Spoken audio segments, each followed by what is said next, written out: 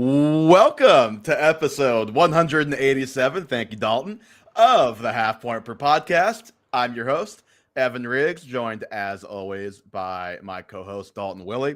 Sorry, we are a little bit late, but better late than never. Got a fun show tonight talking midseason awards. We kind of figured, Dalton, a little bit early for trade deadline. One week from now, I think next week we'll get into it. So we're gonna have a little midseason award show. How are you doing tonight?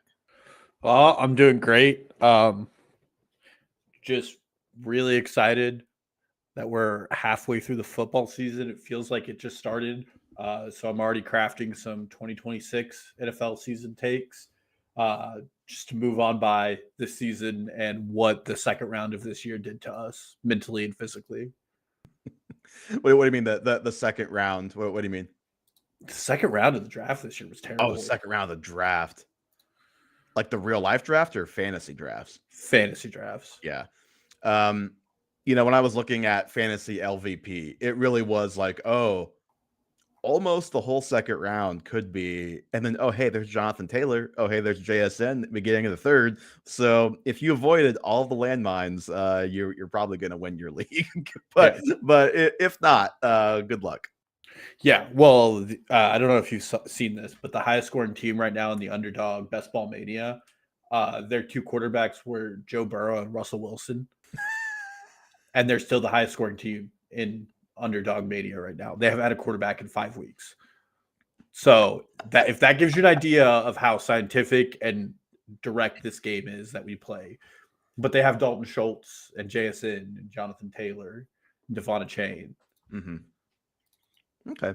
Well, on that note, let's just hop right into it, Dalton. We've got some midseason awards. Mr. Irrelevant, Fantasy MVP, obviously to this point, LVP, biggest surprise, and then a couple of forward-looking, projecting league winner, most likely guy to bounce back, maybe from a rough start or whatever the case may be there, and then most likely guy to disappoint. And I've got a couple guys that I did not put in here, but I might bring up and just like make up an award for them on the spot kind of as we're going. Hopefully I don't make up an award for somebody and then it turns out Dalton had them for his fantasy MVP.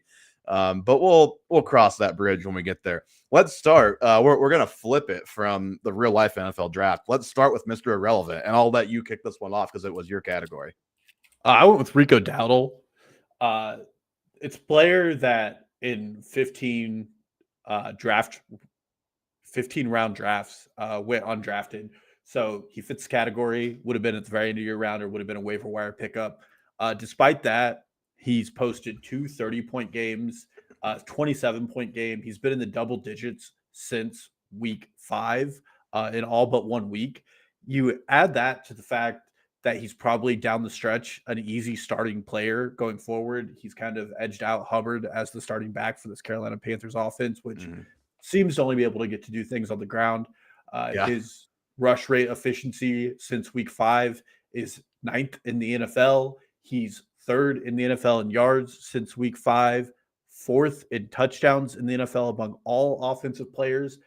And he's a player that if you drafted, you're very happy with, or if you picked up off waivers, you're even happier. He is an RB1, arguably, just with his fantasy output.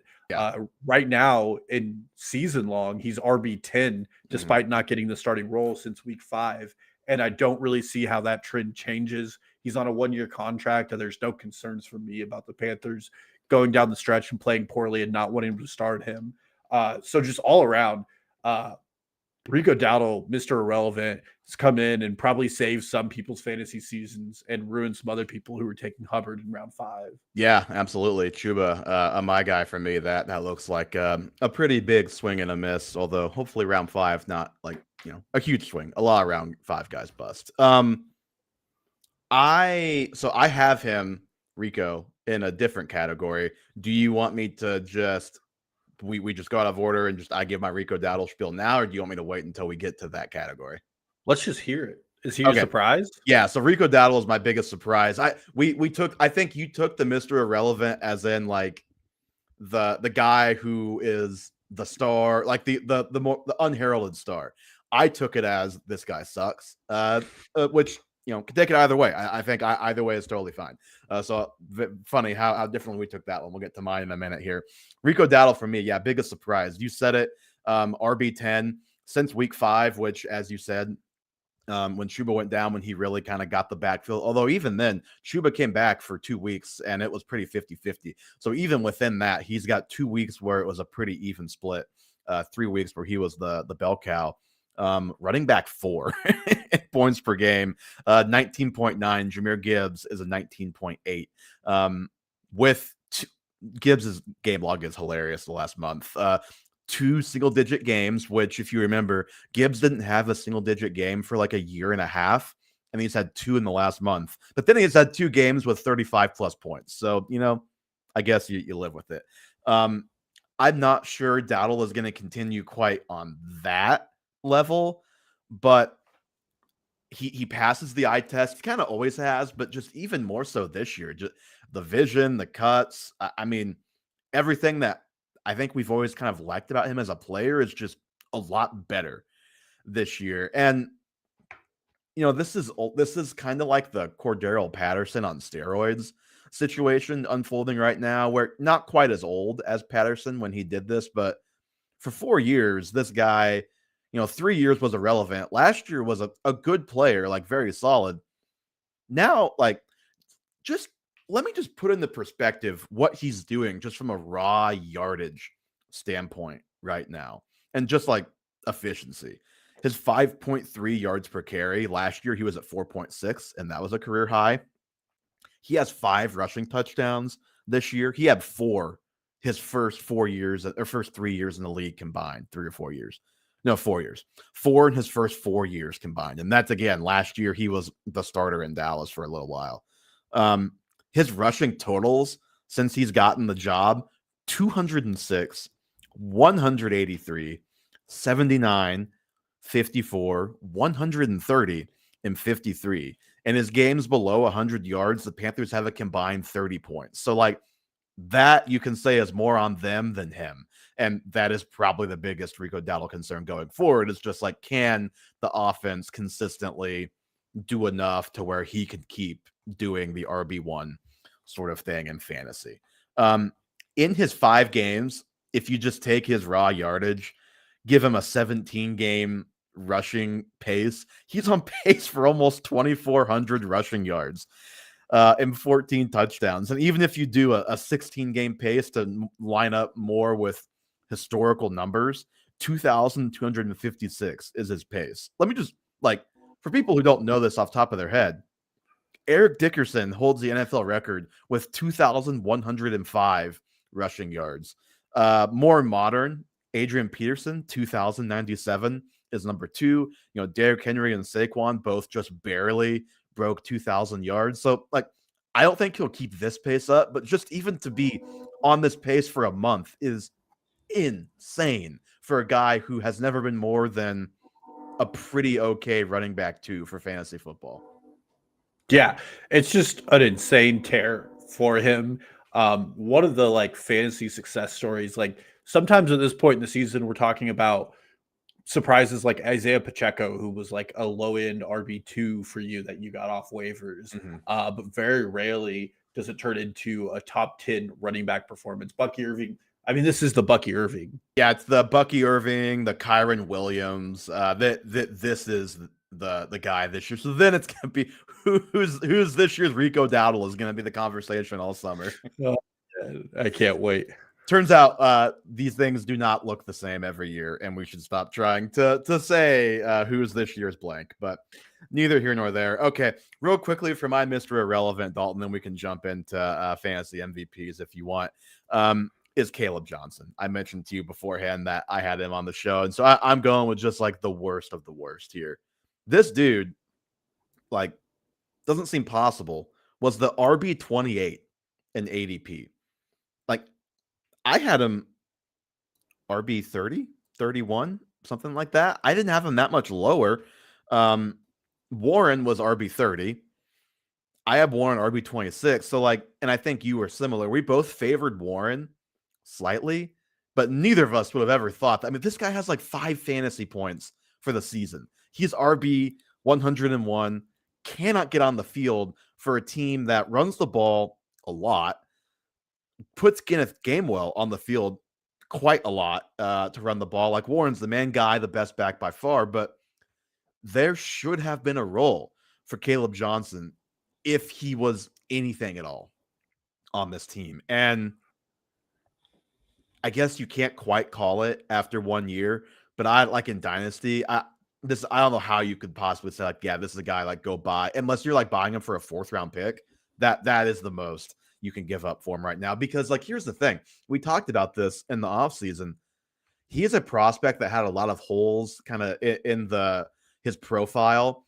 And when he went to Pittsburgh, it was like, this is great. The one cut running style, the Arthur Smith offense, like this is one of the few places in the NFL that I think he could really maximize himself. And that was not just an us opinion. That was smart draft people thought that too. And he can't even get on the field.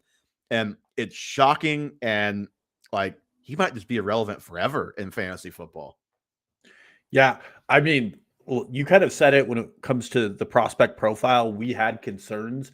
There was excitement because he was going into a gap scheme that we thought fit what he ran at Iowa. But some of the stuff that, including you and I, wrote off, like a lot of running backs get their pass catching. If they don't do it at the collegiate level, we don't expect it to translate to the NFL. You and I don't really believe that, but Caleb Johnson wasn't a pass catcher at Iowa. And yeah, and he was a tough one because like, yes, that part of it was concerning, and I definitely had my antenna up there, but also it's Iowa. So yeah, it's hard to, like Jonathan Taylor didn't catch passes in college, and he clearly can. Not that everybody is like that, but yeah, you're right. But it turns out this is a guy who just can't catch passes. He can't catch kickoffs. He can't catch kickoffs.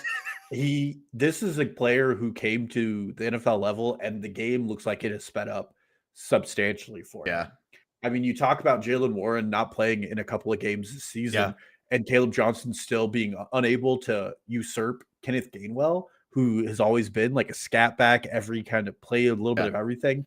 And then Gainwell goes off for 20 fantasy points in the 1 week he plays. That's the thing. It's like even without Warren, Johnson couldn't even get on the field in a secondary role. They're just like, no, we don't even trust you to get on the field when Warren's not able to play. We're just going to run Kenneth Gainwell on the ground for 2 weeks. Yeah, I mean, it is bad vibes, like dynasty-wise. I don't know when this gets figured out for him. If it does, I would probably expect the Steelers to look elsewhere just based on how they've treated him this season. Well, and what he was like a 5th round pick, is that right? Yeah. Or was he high? So like it's not like they took this guy in the 3rd round and like again that I think was a 3rd round pick. Oh, he was the 3rd round pick. Okay, so they did take him in the 3rd round. So maybe there is like that little tinge of okay, we got to give this guy a real chance. But at the same time, I feel like Mike Tomlin is kind of that old school guy to where if you can't earn your way on the field, like you're not just going to get out there because you were a 3rd round pick. Absolutely. Do you want me to move to my LVP since Rico, or my biggest surprise? Sure. Just do your biggest surprise. Get that one out of the way. This one is a little bit of a pat on my back because he's my guy, but I didn't even expect this. I had to go with Drake May. Yeah. Currently, he hasn't had his bye, so it's a little not indicative. He's the QB1 of fantasy in points per game. He's the QB4. This guy was going at QB 15. He has been absolutely sensational from a fantasy perspective. He hasn't had any bad weeks. Week 5 was his worst week. He had 12.1 points. Mm-hmm. Although he's had multiple 27-point games, he's been above 20 points in 60% of his games. And the explosions are nice, but man, if you can just get 16 points as the floor, which is pretty much the floor for him this year, that is such a nice feeling at quarterback for your team. His hardest defense he was going to play rest of season was last week against Tampa Bay, where I don't think he played great as a quarterback, but for fantasy, he still finished with 19 points. Mm-hmm. Going forward, he has the easiest passing defense schedule for the rest of the league. He's doing this with guys who we don't really expect to be that good. He has Hunter Henry. He has Kyle Williams here, there. He has Stephon Diggs, Kayshon Boutte, Mac Hollins. Like, these are not fantasy studs for you. And he continues to produce every week. Among passers, he is the 2nd highest EPA. Among fantasy quarterbacks, he is the 3rd highest explosive play rate. among fantasy quarterbacks, he's the 5th highest rush yards and the 3rd most rushing touchdowns. Like, he is doing everything for this team. He's doing it so successfully. And it's just a surprise to see him. He will likely be in that top 5 tier we always talk about in fantasy next season. And to get yourself in that echelon of Mahomes, Burrow, Josh Allen, and Lamar Jackson is pretty impressive. And he's done that in his 2nd season at quarterback. So would you take Jalen Hurts? You take him over Jalen Hurts next year? I mean, you know how I feel about Jalen Hurts. He's outscoring Jalen Hurts right now. If they ban the tush push in the offseason, I would. Absolutely. That would really drastically change it. Yeah, it's funny. I still think the Eagles are probably pretty good at quarterback sneaks just because Jalen Hurts is a freak when it comes to how strong his legs are. But yeah, you take him over Daniel Jones, QB5? Yes. No, but an actual interesting question that came to mind as you were going through all of that. After last year, I think people were very quick to elevate Jaden Daniels to the clear number 1 guy out of that class. Now this year, he's had a rough year with injuries. That team has been a mess. Drake May's been awesome. Kinda under the radar. Caleb Williams still has his problems here and there, but Caleb's been pretty good, I feel like, for a good chunk of this year now. And I mean, yeah, he was not playing great, although he did have one of the best throws I've seen all year on that 4th down that DJ Moore couldn't quite catch in the corner of the end zone. I still have this to say: let's rank those 3 quarterbacks. I don't know if you want to do fantasy, real life, however you want to approach it, but just let's rank those 3 quarterbacks going forward. I was a Drake May fan from the start. It is Drake May number 1 for me. Part of that is I like what they're doing in New England. Mike Vrabel is such a good coach. And then Josh McDaniels has always elevated talent. Second is Caleb Williams for me. I do think my biggest problem with Caleb Williams right now is sometimes when he goes to sling it, he is so inaccurate in some of those short and to intermediate throws. And that is, if he figures that part of his game out, he would be so good. Last is Jalen Daniels. I hate Jalen Daniels. We're also kind of mad at too. I hate Jalen Daniels. Jaden Daniels.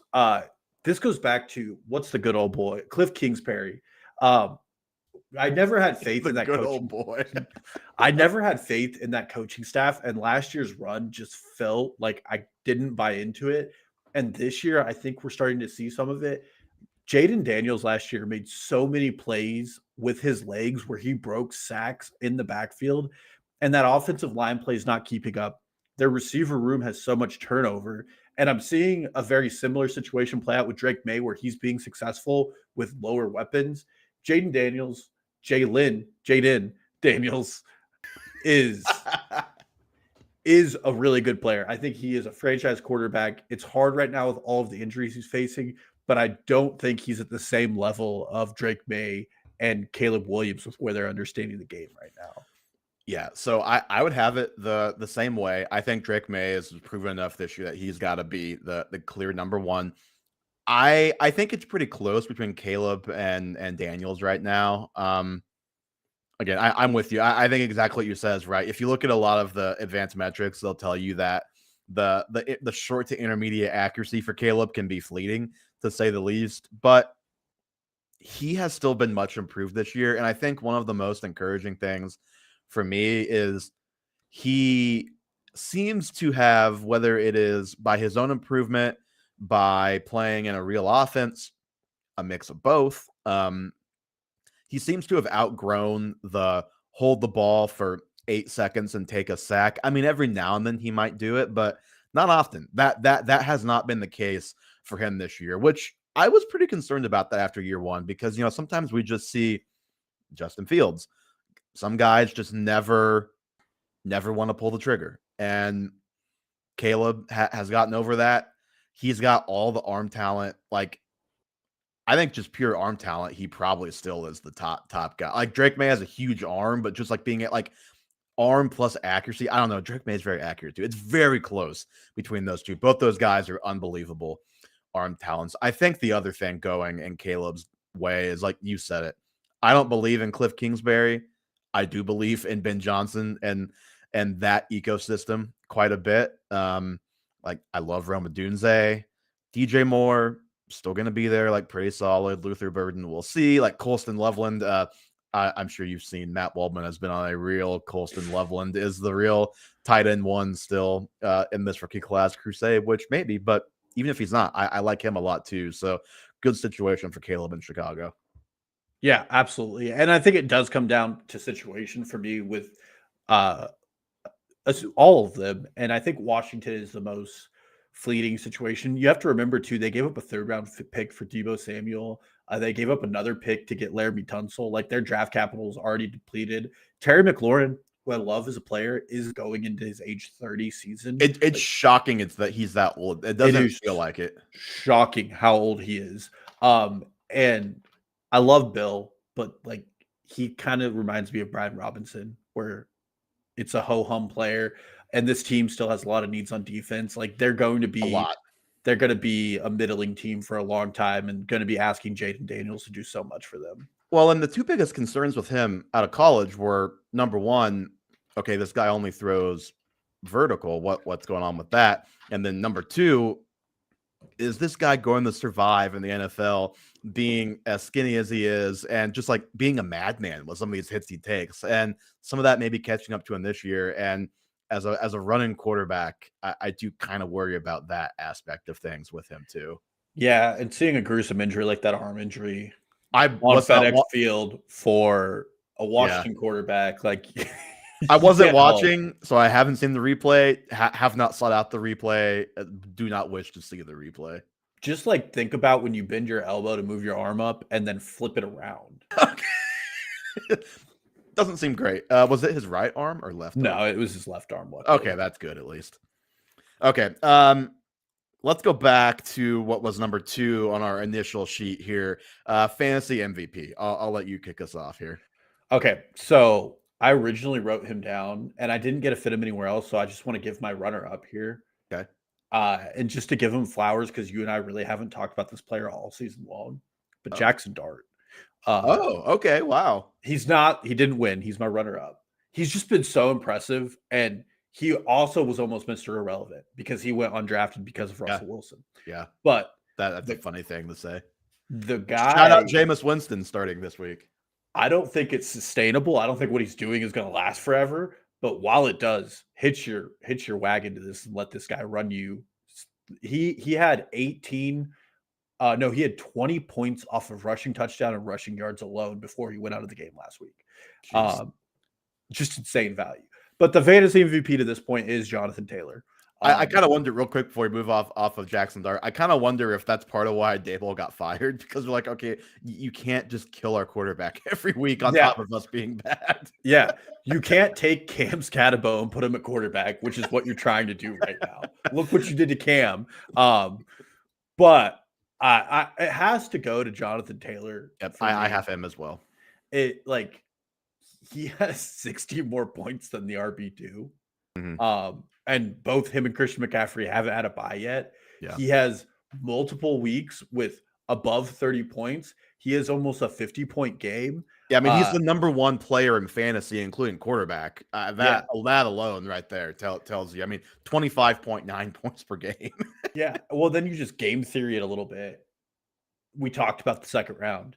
Yeah. This was like one of the few picks you could have made in the second round that you wouldn't be cursing over at this point. Yep, he was 21 was his ADP. Yeah, and if you got him at 21, that means you got like Justin Jefferson or Jamar Chase, and your team is likely a killer team.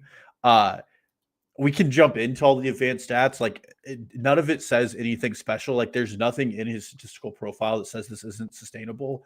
The only thing that would give me any pause for him rest of season is like he's probably not. He's probably not going to keep. Go ahead. Daniel Jones, like that Green Goblin mask is staring at him, and he's like, "I remember who I really am." And these last couple of games, you're like, Daniel. That Pittsburgh game, I don't know. Like there was like a lot of people were like, "Oh, same old Daniel Jones," but then I saw a lot of the clips. I saw it come on Red Zone a couple times. A lot of those turnovers were just bad luck. I wasn't really like Daniel Jones for the most part, like being a moron. Well, you watched the Atlanta game, and I mean, clearly he had 46 points. Jonathan Taylor willed them to victory in that game. 48 points. They hadn't had a lead since the second quarter, and Jonathan Taylor took one to the house and then wins it for them in overtime. That's my only concern. Even then, like, this offense is functional enough that they don't need Daniel Jones to be as good as he's been. Probably concerning for Colts fans about what that means for their playoff push, as far as what they're going to do in the playoffs. But which is why the Sauce Gardner trade, we're really that's like them. That's them hitching their wagon to Daniel Jones, which is why it's that or Anthony Richardson found God. Don't think so. I don't. He might find God in a different team. Yeah. But I can rattle off all the advanced metrics. He's number one in rush yards over expectation. He's on pace to be the second highest rusher all time in NFL history. He's on pace to lead the league in touchdowns. He's currently the favorites in Offensive Player of the Year. Second place is Jackson Smith-Njigba, who also deserves some flowers here.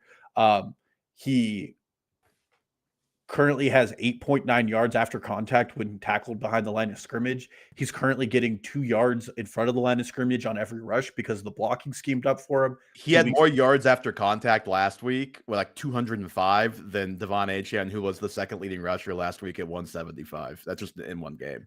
There's just like, there is no way to spin Jonathan Taylor as not being the most valuable pick you could have made in fantasy. You could have picked him 1-1 overall and been better off. Yeah, no, absolutely.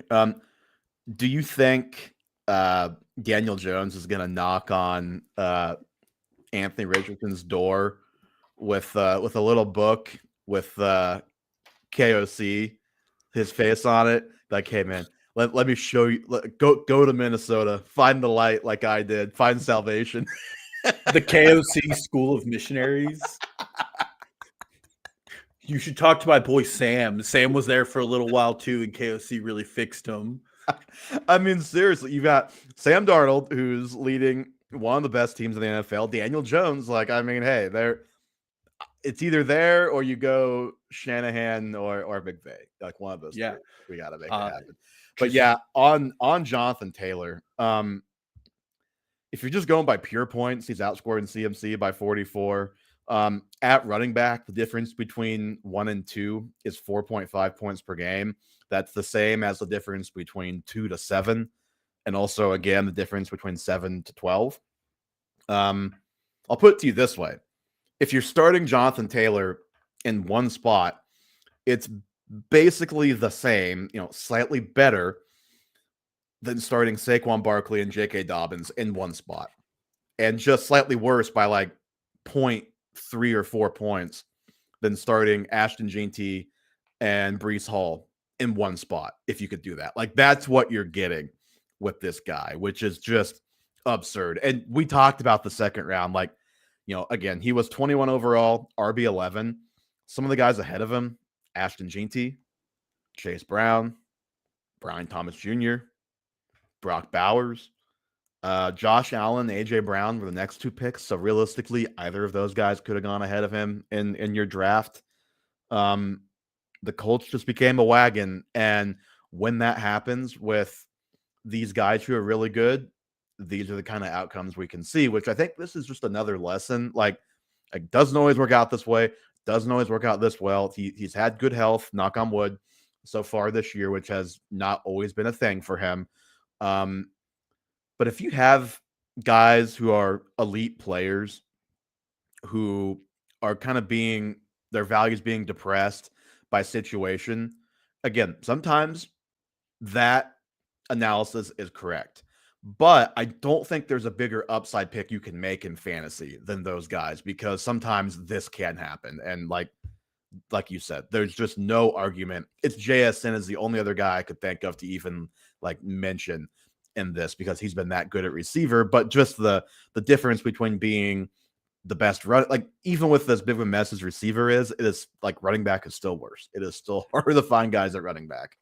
Yeah, if you just add his average, JSN on the year is 191 points. That's adding his average because he missed his, but he didn't play for the bye week. And he's still 60 points under Jonathan Taylor. Jonathan Taylor is worth 2 Derrick Henrys in points per game right now. That is double. You could start Derrick Henry in your RB1 and RB2 spot, or just start Jonathan Taylor and not have an RB2 and get the same outcome. Like, that is how, in a super flex league, it's smarter to put Jonathan Taylor in the second quarterback spot than it is a quarterback. Than any quarterback, than literally any quarterback. Literally any quarterback. It is unmatched value. And this is why, like, sometimes we start chasing, like, think of a player that was in the second round, like Chase Brown. We chased the high touches and the electric offense and not the talent. And this is kind of where you miss when you chase those underlying metrics and not the fact that Jonathan Taylor is just better than Chase Brown. Sounds like a good argument for Justin Jefferson to be undervalued next year. Just an early 2026 redraft thought. Gonna go ahead and say that right now. If you don't have him in the first round, we'll talk. Yeah. Okay. Fantasy LVP, Dalton. I didn't want to put this guy on. I think we have the same guy here because you set up for the thumbnail. Yeah. This one hurts. Yeah. The runner-up I had hurts too. But it's Brian Thomas Jr. There's like no way around it. There's no talking yourself out of it. Look at what Parker Washington did last week. Yeah. And explain to me why Brian Thomas Jr. isn't doing those things. Underlying metrics, right now, he's the 62nd best wide receiver against zone coverages, which for a second round pick and a guy that was going at the end of the first in some drafts and we expected to be one of the next superstars of the league is pretty abysmal. In man coverage situations, he's the 32nd best wide receiver. And this is from fantasy data. It's absolutely abysmal what he's doing. He has the most drops in the NFL. He has the worst loss of expected fantasy points per game of any player, which means you were expecting more points. So you can watch the full game and say he left a lot out on the field, and he does it every week, which makes him worse than a roster clogger. You have to start him every week because the targets are there and you see the plays. You go back to week 2 against the Bengals where he drops 2 passes in the end zone that would have been touchdowns. Yep. You add in the fact that he has the 4th highest ADOT. In spite of that, he's only converting 20% of passes over 20 yards that go to him. It's a complete flip-flop of last year. And then you just add in the situation he's in. Trevor Lawrence on passes to everybody but Brian Thomas Jr. has an 83% accuracy rating on fantasy points on data. To Brian Thomas Jr., it falls to 43%. And I just don't even know what to do with that. I don't know. Like, why is that happening? Like, who did this? I don't understand like how it got this bad so fast for Brian Thomas Jr. And for such an exciting and astounding young player. A lot of the things that we were worried about in his pre-draft are starting to come out. Are we sure Mac Jones didn't? And I didn't think we'd be here. But we talked about his inability to run routes. His success rate on everything but the 9 route is significantly lower than it was last season. Yeah. I mean, the concerns were like, is this guy just DK Metcalf? And last year, no, he's not. This year, okay, maybe he might be. I mean, this year could he be DK Metcalf for a week for me? Like, truly. And there's like, I tried really hard to cut it up to find like some like silver lining for Brian Thomas Jr. Like, statistically, no one believes in him. Film, no one believes in him. Yeah. I don't know what it is. This guy's going to be like a 5th or a 6th round pick next year. I don't know. I bring this guy's name up all the time. Like, did he have a Will Fuller season and he just had it really early? Well, and you know what's funny? So 2 things. Number one, I will be curious to see what because he has an ankle injury, but I don't know if he's playing this week, but I think he will be back relatively soon. He was limited in practice, by the way, so he could, which even worse. You're like, just take a seat, please. What happens if he has a strong close to the season and is like a top 15 receiver? Like, what in the world are we supposed to do with that next year? Number one. And then number 2, when you're just talking about his draft value before the season and just the whole picture, you said Will Fuller. The guy that popped into my mind, I remember after his rookie season when a lot of people, including us, put this guy late round 1, early round 2. I think it was the first year of the podcast, but we were far from the only ones. Turns out the rookie year may have been the peak for DeAndre Swift. Is this just receiver DeAndre Swift?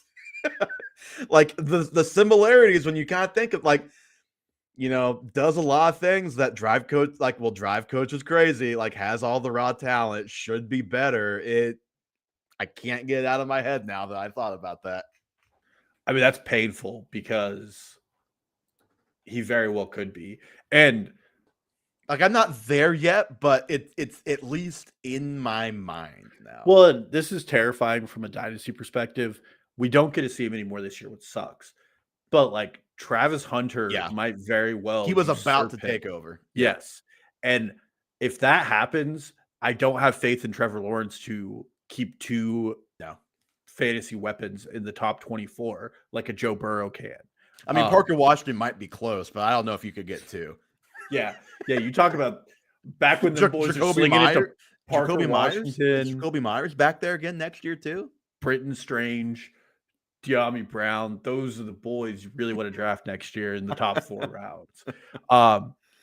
Christian Kirk back on this team.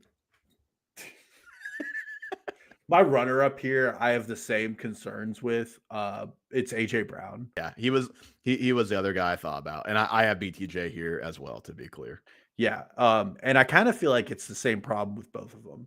Like, you cut up the stats for both of them, and they just look bad. And I don't know what it is. I don't know what's going on in the NFL. Everyone who is watching or listening to this has seen AJ Brown say on a Twitch stream, 24 hours ago at this point, if you have me in fantasy, drop me. It's like, okay, great. And honestly, Brian Thomas Jr. should say the same thing. So I think what you've said at the very beginning about BTJ is exactly why he won out for LVP for me. Is that you look at Parker Washington, it's like, why can't he do that? And the difference between AJ Brown and Brian Thomas Jr., it's like, well, Devontae Smith is really good and playing really well. So he's just kind of being passed up, perhaps.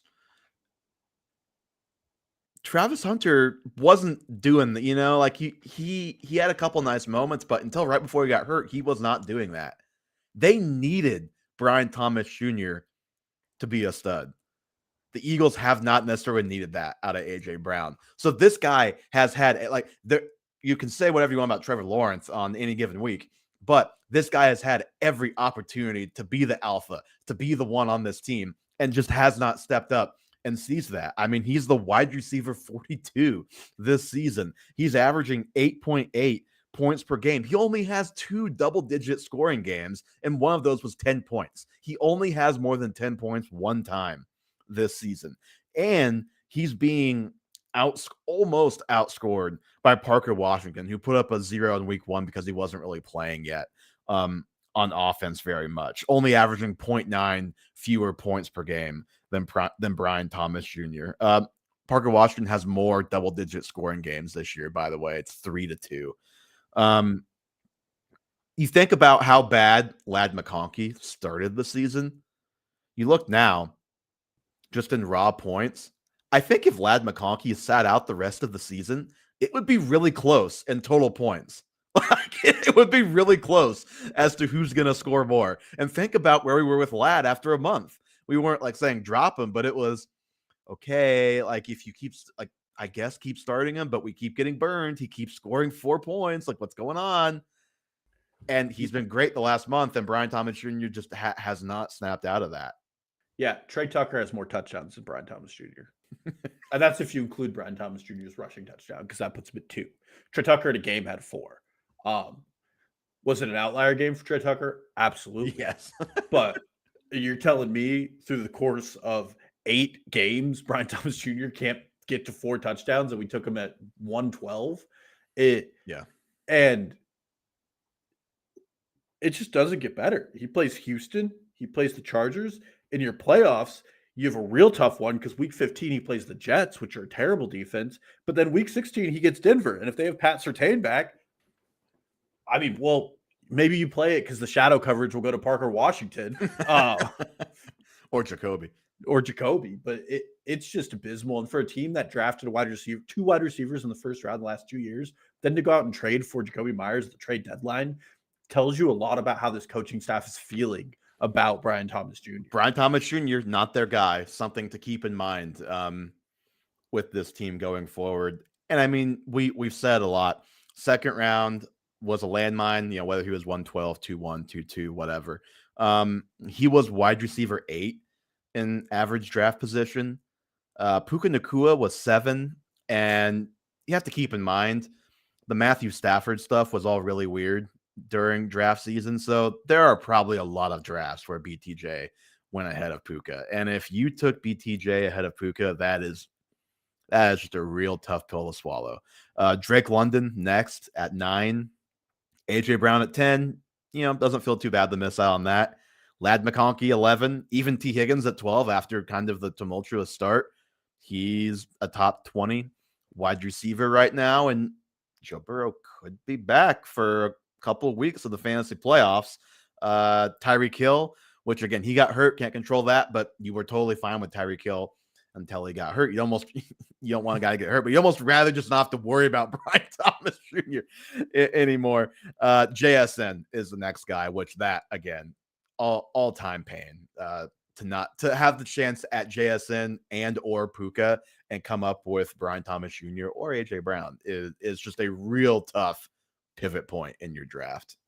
Brian Thomas Jr. has 5 more points than Keon Coleman.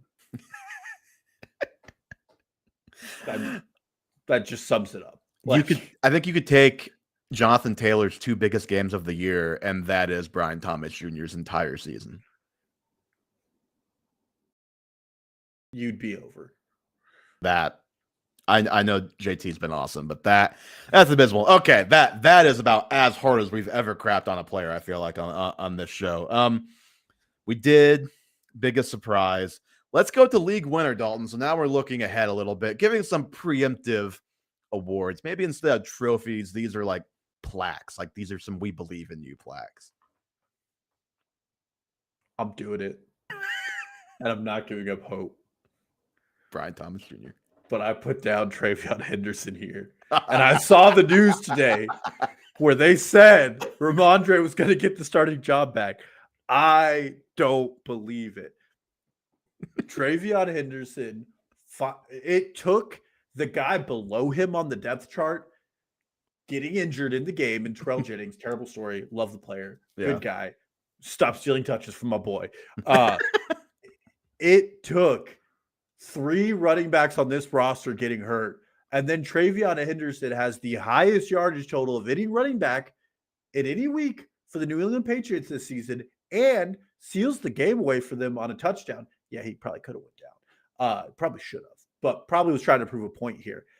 It's funny. He was actually like looking over to the sideline as he got closer to the end zone, and the announcers noticed that and thought that maybe he was asking if he should go down. I did feel a little bit vindicated on that play because what was it? It was a toss. It was to the outside. It's like, hey, so something that others pointed out and then we regurgitated. Turns out that was a good point. So good point by those guys. And I think this is also a game that the Patriots were in line to lose. And I don't know if the coaching staff will draw the same parallels I'm drawing. I'm obviously incredibly biased. But you look at week 3 against the Steelers, where they end up losing it because of multiple turnovers, in part of Drake May, in part of the running backs. Yeah. And they lose that game because Drake May is not at his very, very, very best, which he's been most of the season. This is a game Drake May was not at his very best. He started the game 2 of 10. He only had 2 completions going into the second half of the second quarter. And Travion Henderson really carried the offensive load for this team. He had 149 total yards, 2 touchdowns. His rushing efficiency was 3rd this week. He was only surpassed by Jonathan Taylor and Devon Achane, who were the 2 players that scored more fantasy points than him as well. Mm-hmm. But when you just put these pieces of the picture together, you have to start questioning how much of the workload are they going to cede back to Ramondre Stevenson.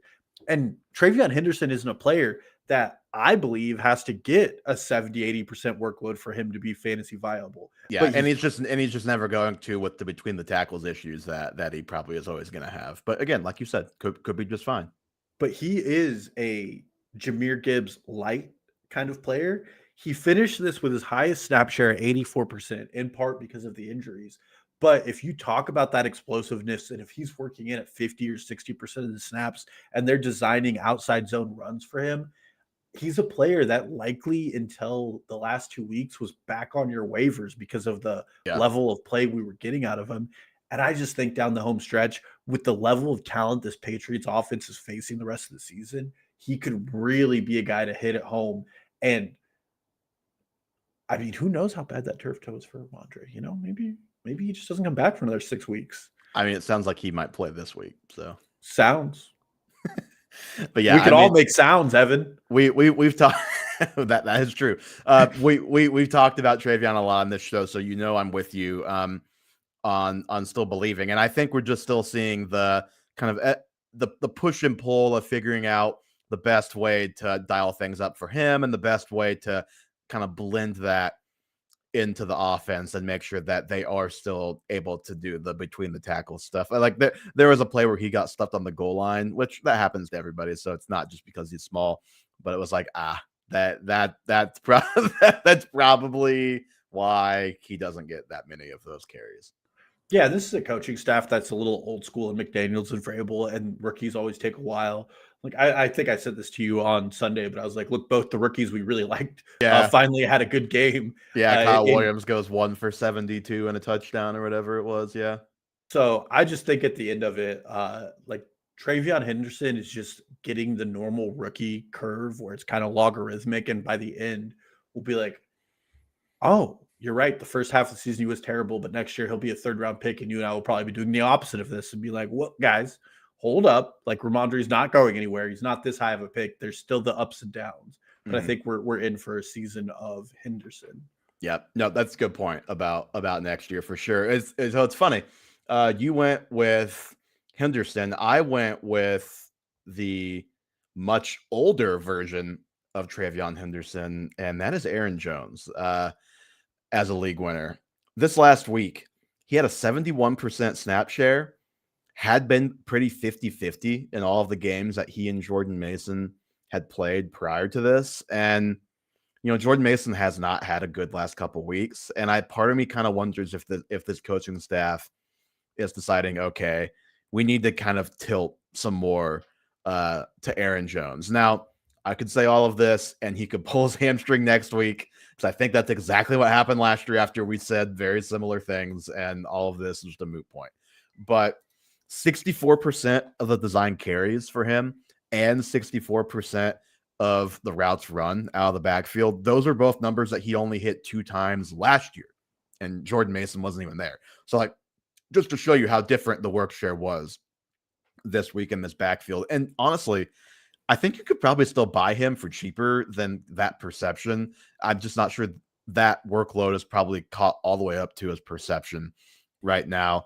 JJ McCarthy, very inconsistent, very hit or miss. I think they're going to want to establish the run. I think they should want to establish the run a little bit and also get the ball to Aaron Jones kind of in space with these little short screen passes at or near the line of scrimmage. Not saying Aaron Jones can be a 20-touch guy, kind of similar to Travion Henderson, and that's how he's always been. But if you get 13, 14, 15 Aaron Jones touches, even still, that is usually a recipe for fantasy success. And he had a goal line touch last week, which if that starts happening every week, I mean, Jordan Mason's just dead, and Aaron Jones is an RB2.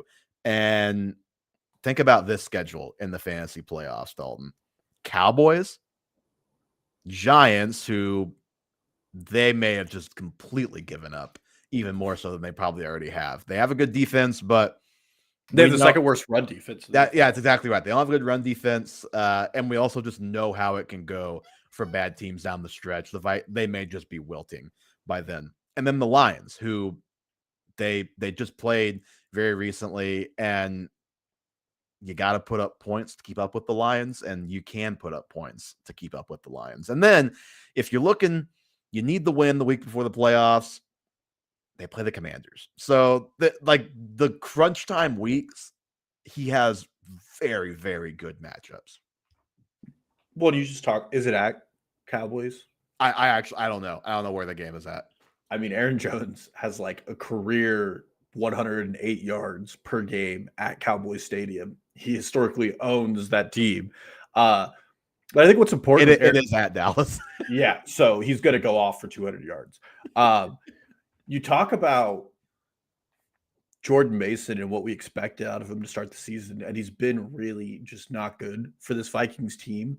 And I think that lends a lot to what Aaron Jones can be down the stretch. He's never been a full-time workload player, but he's so explosive. I mean, he had that 24-yard catch and run in that game last week where he just goes down the sideline and he looks like vintage Aaron Jones. He's shifty. And I don't see much changing as far as how they need to utilize him. I think they're a team that's going to be in the hunt. They're still pretty good. And Aaron Jones is just such a good player. He's up there in age, so all you just hope is that those hammies hold up for the home stretch. It always has amazed me over the years. Maybe Aaron Jones is just one of the few running backs who can truly do this, but other teams with whether it's Christian McCaffrey, whether it's Breece Hall, think about how good of a pass catcher Breece Hall has been throughout his career. Aaron Jones is the only guy who I feel like I consistently see split out wide and can just go win down the field as a running back. And he still has that in his bag, as you said. So just a fun player, good player. I think partially because of age and partially because it's been a 50-50 for a lot of the year. The value is probably low enough you could go buy him right now. But I think he's about to have, knock on wood, health permitting, a real nice finish to the season. I agree. I love the Aaron Jones pick. And we got an old guy in here. Yeah. Okay. Most likely to bounce back. I'll go first, just so you're not going first every time here. I've got Nico Collins, and right now he's wide receiver 28, averaging 11.7 points per game. So that puts him up at wide receiver 18. Obviously, he missed a little bit of time, had a concussion, I believe. But like, you just look at the profile, nothing about his usage tells you that he shouldn't be a top 10 to 12 wide receiver. Just last week, ran routes on 91% of the dropbacks. And by the way, behind him, it has turned into a full-blown committee with Jalen Noel being the lowest guy in that committee, which is depressing and frustrating and sad and just a bad look for that coaching staff. Okay. His expected points per game is right around 18 PPR points. His actual PPR points is around 14. You look at all the charts that get put out every week. He is very firmly in the bottom right positive regression candidates. And part of that, obviously, offensive line, not good. Part of that, he's just had some uncharacteristic drops this year. Not as much lately, but he had a couple weeks there where he had a couple big chunk play, just didn't pull the ball down. Those kinds of things don't always completely normalize, but think about how we talked about Chris Olave there for a long time. I was looking at that chart today. Olave's expected points and his actual points are within 2 right now, which earlier on it was like a 7-point gap. And like, my God, like what is happening with Chris Olave and the Saints? So I just got to think that elite player, just underproducing what all of the metrics say he should right now. Yes, I know the offense has issues. The O-line has issues, but Nico Collins is still going to be a top 12 receiver the rest of the way. Like, you look at their schedule, they have the Titans this week. If it's Davis Mills at quarterback, still totally good with that, playing the Titans this week. The Bills, you can score on the Bills, as we just saw with the Dolphins. The Colts, who you can move the ball on the Colts. The Chiefs, who knows what you'll get out of the Chiefs defense any given week. Cardinals, Raiders, and then Chargers. And I think you want to throw the ball on the Chargers as opposed to running the ball on the Chargers. So I like the schedule. I like the player. I just think that Nico Collins is in for a little bit of a bounce back down the stretch here. I think 3 years has been too long for us to do this pod together. Do you have the same guy? I do. And just for everybody listening, Evan and I don't share notes before. The only maybe we should. Yeah. The only thing we do is we put players in the thumbnail, and that's how we kind of figure out who we're going to have here. And as you were talking, I was crossing out items I wanted to talk about with Nico Collins because a lot of the items you spoke about were what I had. I saw you glaring at me when I was talking about the expected, and I was like, okay, does he have him or is he mad at something I'm saying right now? I can't tell.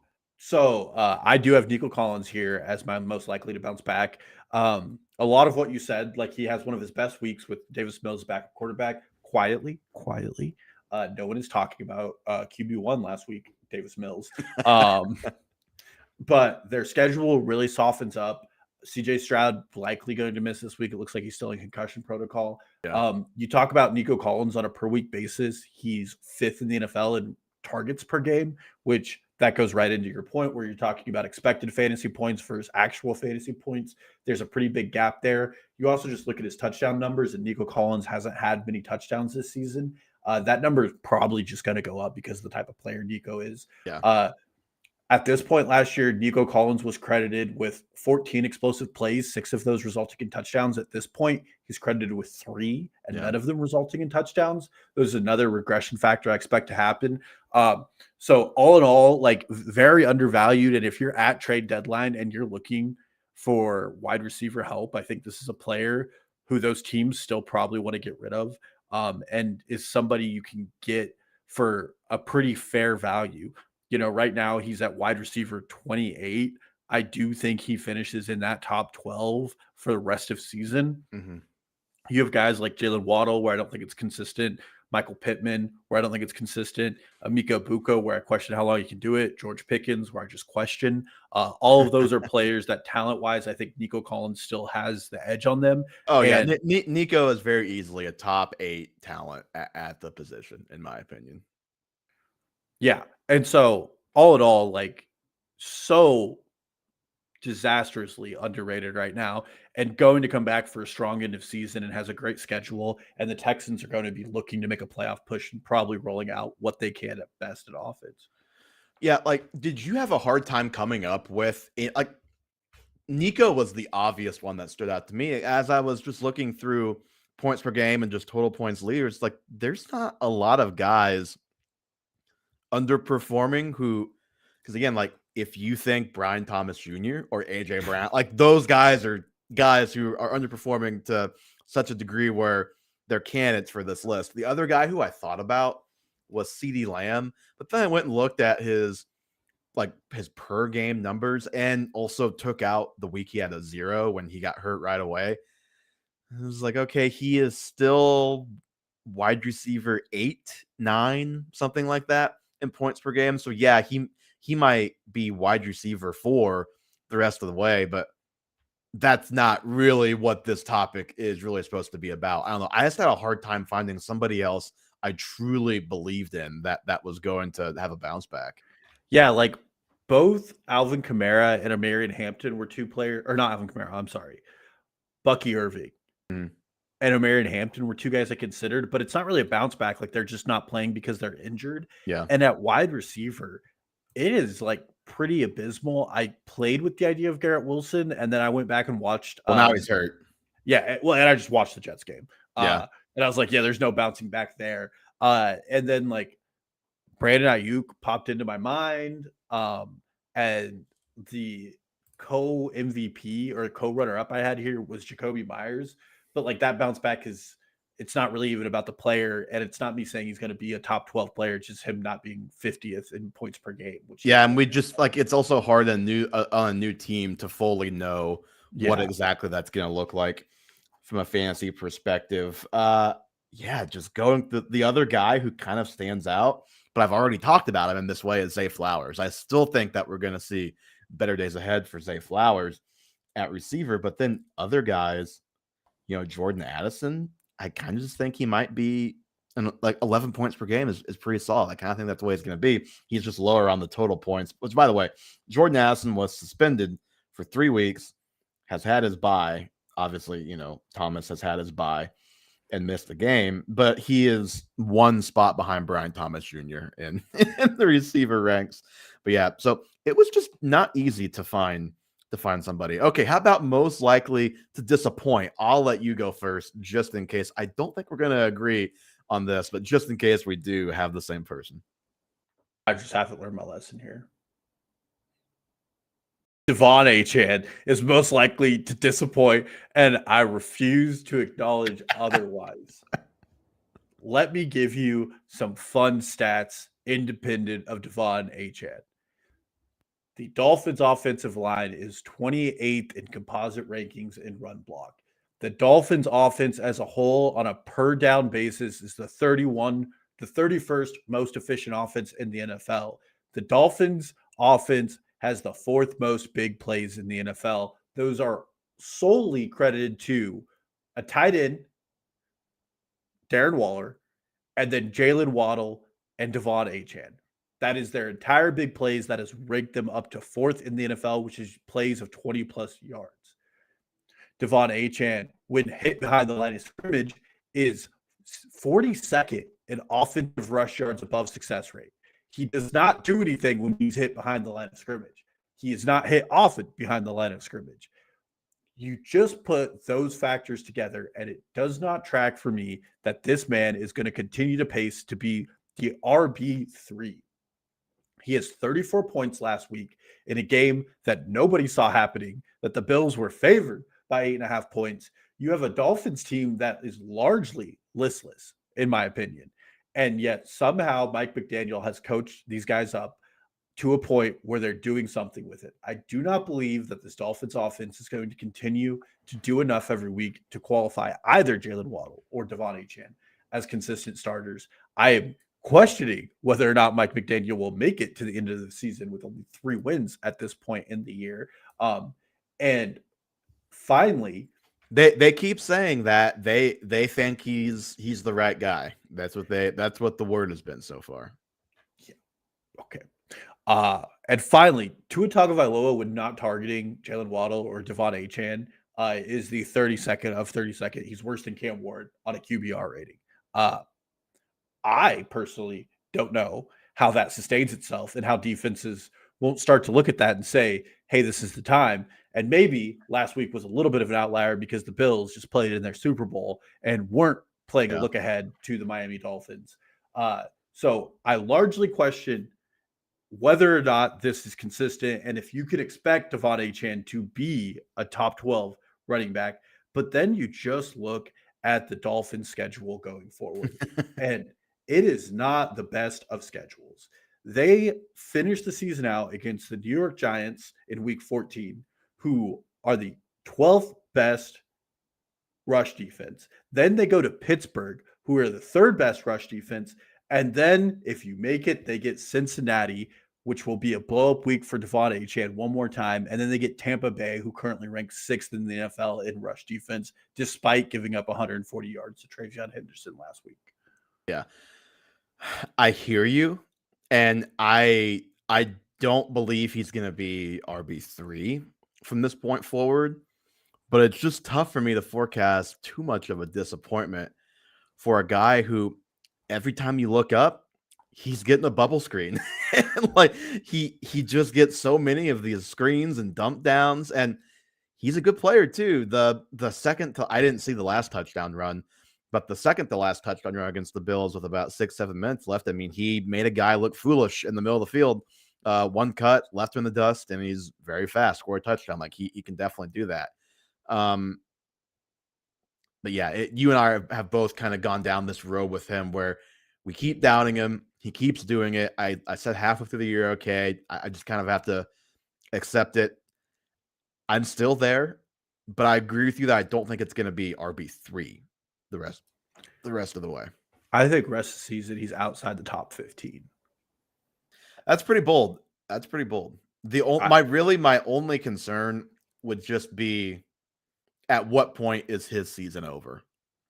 That would be my concern. Think about last year, and Chuba Hubbard did many people, including me, a great service in the fantasy semifinals last year, and then got shut down with an ankle injury after he scored the walk-off touchdown in the previous game, and then was put on IR after that. It's like, okay, you guys just don't want to take the chance of winning the game next week. At what point do the Dolphins get to that?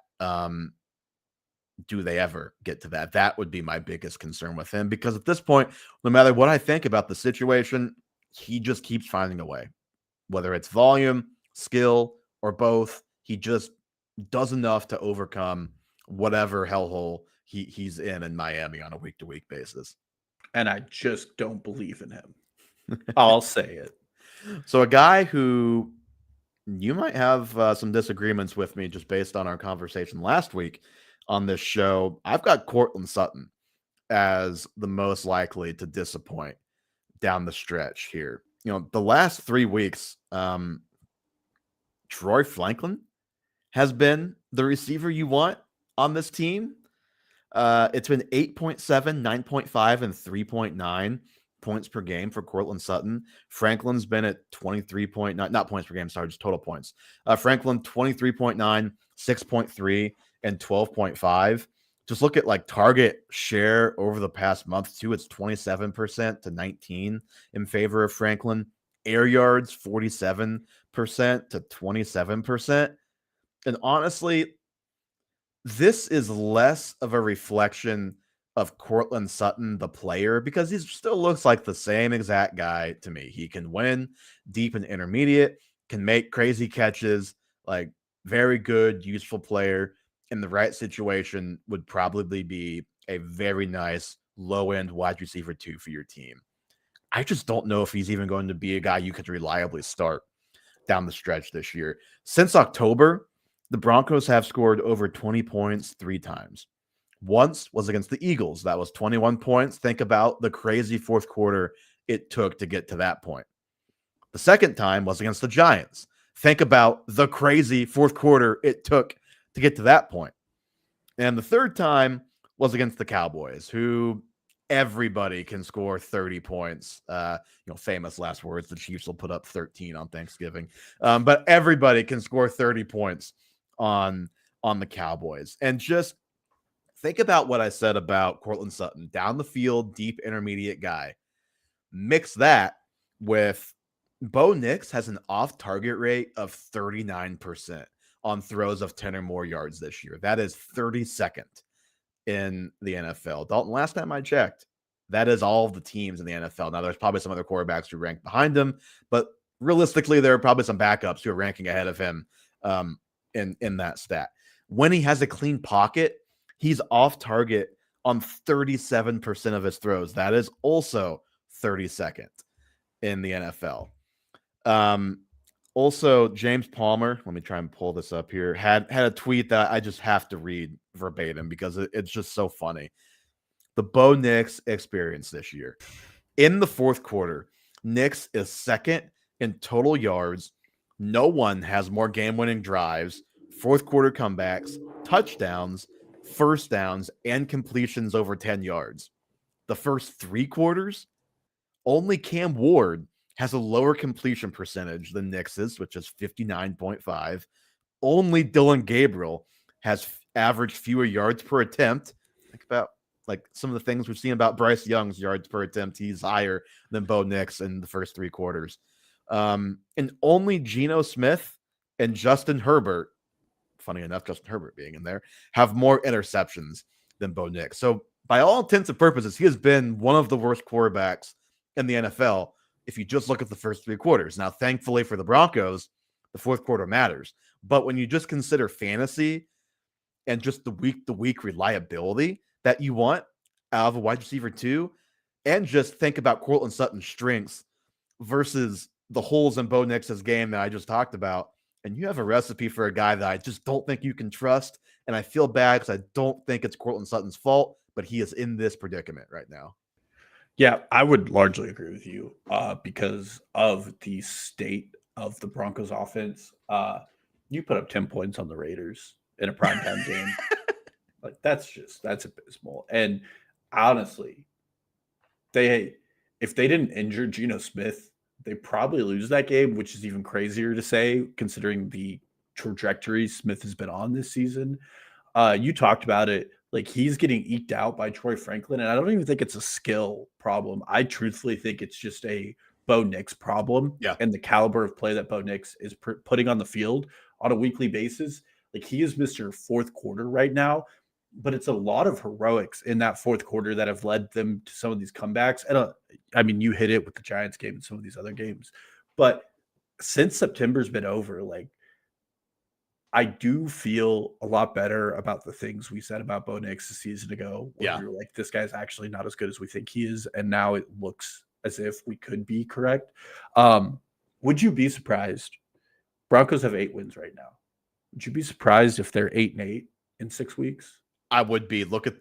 I don't have it right now, but pull up their schedule. There's just no prayer. They're 8-8 based on their schedule. I know they play the Chiefs twice, and I think they play the Chargers one more time. Maybe the Raiders one more time, but they also have a couple easy games. Do you have it? Well, so they get the Chiefs, the Commanders. That's a win. The Raiders. Although they barely beat the Raiders, so who knows on a week-to-week basis. Yeah, then they get the Raiders again. Mm-hmm. Then they get the Packers. That's probably a loss, but who knows? 3-0. It's a 3-0 final game. Then they get the Jags, then the Chiefs, and the Chargers. Yeah, it's just not a particularly scary schedule. But I don't have faith in Bo Nix. The thing is, their defense is really good, and they, credit to them. They have been pulling these games out in these fourth quarters, and credit to Bo Nix. He's been making these plays in the fourth quarters. But if you're just thinking about it from a fantasy perspective, that's a hard way for your receivers and even Bo Nix from a fantasy perspective to live week to week. I mean, I have him in a super flex league, and I cannot tell you the amount of times I've looked at my score at 2:00. I'm like, oh, great. Bo Nix has 6 points today. And then an hour later, oh, Bo Nix has 23 points today. Woo! That was close. It is the Blake Bortles, except they're actually winning these games. And that is a good description of him. He is Blake Bortles. And the downfield inaccuracies were what made Courtland Sutton a good wide receiver last year when he was accurate on those throws, and he's just not accurate on them anymore. And I just don't know. I don't think that's getting fixed. And I don't think that this team is as good as their record is either, but they have 8 wins, so credit to them. Yep. Again, great defense. One of the best, if not the best, pass rush in the league. Yeah, just wanted to say those things because I don't want to act like the Chiefs are going to roll over them, because that will just mean the Chiefs get rolled over. This week, on that note, Dalton, I think we're going to get out of here. That is going to do it for episode 187 of the Half Point Per Podcast. Give us a follow, Twitter, Instagram, and TikTok at Half Point Per Pod. Subscribe to the YouTube Half Point Per Podcast. The link to all of those things will be in the show notes, as always. Leave us a 5-star review, the podcast platform of your choice. That would be very much appreciated. And if you've watched the video, go ahead and give us a sub on that YouTube. I'll say that again. We appreciate the views. We would mega appreciate a subscription to go with that as well, especially if we've given you any advice that has helped you out this year. Maybe some more Dynasty content to come. We shall see. Thank you all so much for listening again, and we will talk to you next